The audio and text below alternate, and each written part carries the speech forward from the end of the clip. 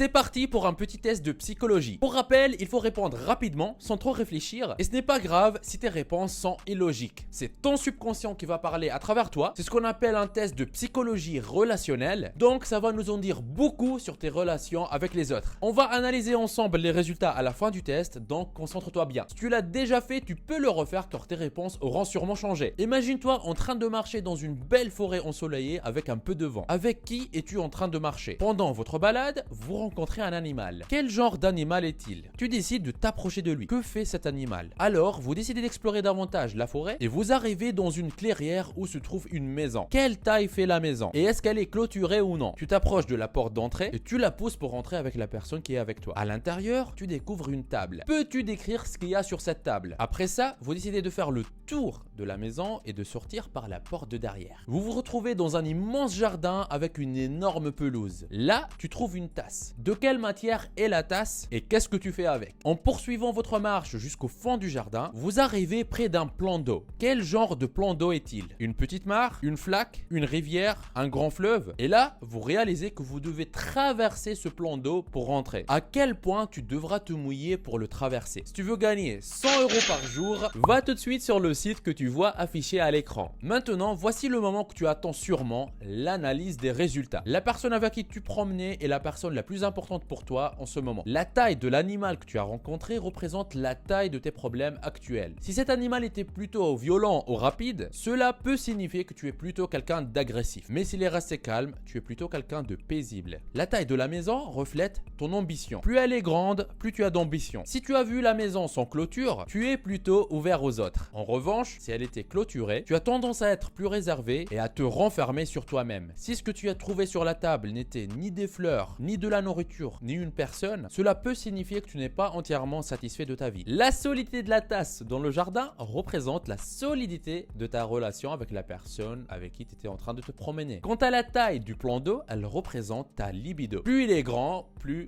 Voilà. Si tu étais complètement trempé en le traversant, cela signifie que le sinon je risque d'être bloqué, est très important pour toi. Mais si tu n'as eu qu'à tremper les pieds ou tes baskets, c'est que ce n'est pas si important. Voilà, nous avons terminé ce test de psychologie. C'était un peu lent, mais vraiment cool. Si tu en veux d'autres, n'oublie pas de t'abonner.